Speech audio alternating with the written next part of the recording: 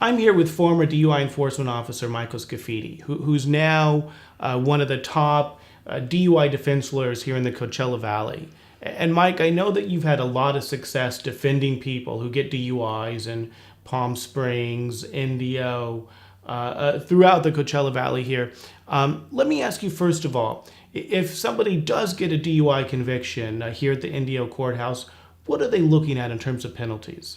Well, if someone suffers a conviction for a DUI at the Indio courthouse, typically they're looking at 4 consequences. The first one is they're going to be on summary probation for 3 years. The second is they're going to pay fines and assessments of about $2,500. The third is they're looking at between 6 days and up to 30 days in county jail.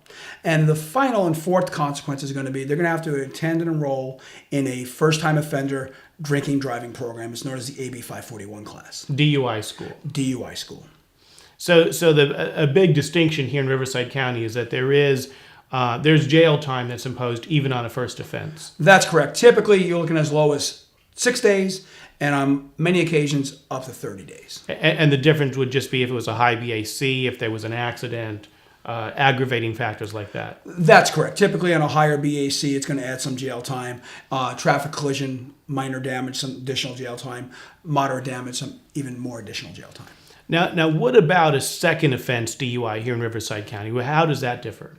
You're going to have the same consequences as the 4 we just described, but there's going to be additional penalties. For example, jail time can range from 30 up to 90 days, typically. And it can be more depending on aggravating factors. And you're going to have to enroll and attend in the second-time offender drunk driving program, known as the SB 38 class, and that lasts 18 months. So instead of a 3-month DUI score, you're looking at 18 months. Correct. And the final thing that Riverside County adds on a second offense that neighboring San Maria County does not, the summary probation period, instead of 3 years, it's 4 years. Now, what about third time? Third time DUI, Riverside County, what's someone looking at there?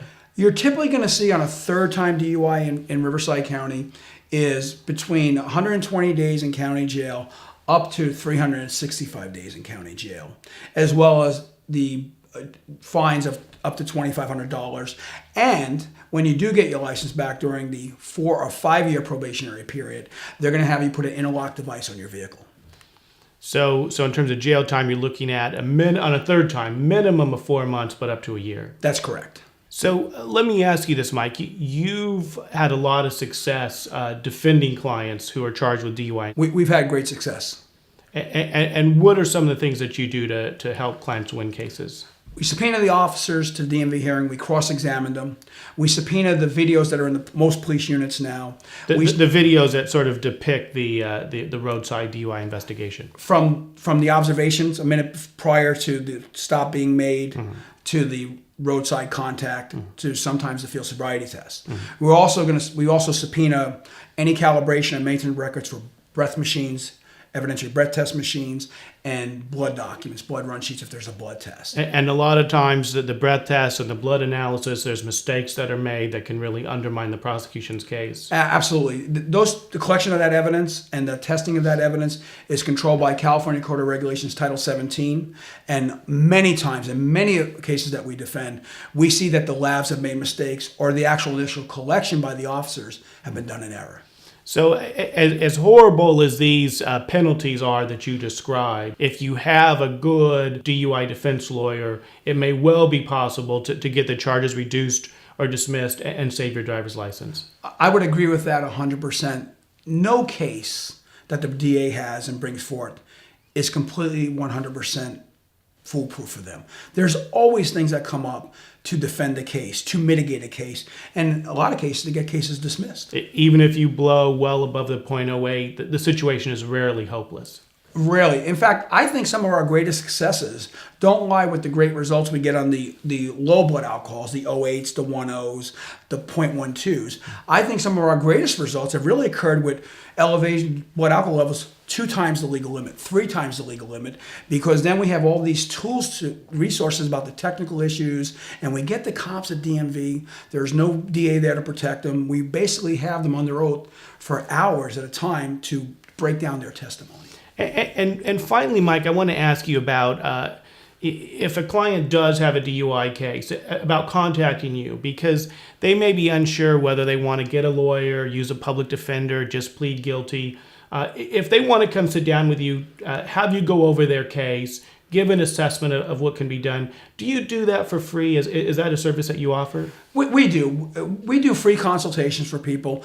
And you know what, Neil? I made a pledge that I have kept since the day I became a lawyer 15 years ago.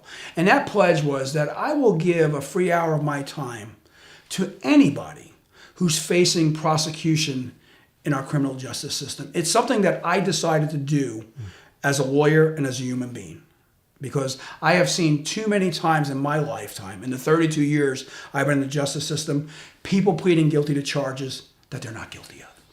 So it would behoove someone, before they go in and plead guilty and get this on the record and suffer all those consequences, at a minimum to come sit down with you for an hour, go over their case, and talk about what you can do for them. Absolutely. There's not a lot of things in life I guarantee, but I guarantee when they leave that meeting, they'll know more about their case and more about their rights than they did when they walked into that meeting. And of course, people are struggling. A lot of people are struggling here financially. A lot of people are out of work.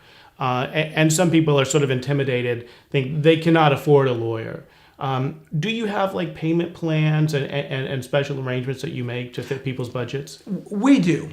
How we set our scale of charging people for DUI cases is I look at what's fair to the client and what's fair to us. I have a really good idea when I do an initial intake how much work is going to go into a case. I know exactly from talking to the client what is going to be involved, what subpoenas are going to be done, what testimony is going to be drawn out. So I have a really good idea. So I understand what's a fair price for the lawyering, and I look for a fair price for the client. And what we do is we do allow them to make payments. So even if they think, gosh, I can't afford, $3,000, $4,000, $5,000 for a lawyer right now, they should still come talk to you because you'll work with them. We'll not only work with them, plus they're going to get that free hour consultation, and they're going to leave that meeting with so much more information than if they hadn't taken that meeting.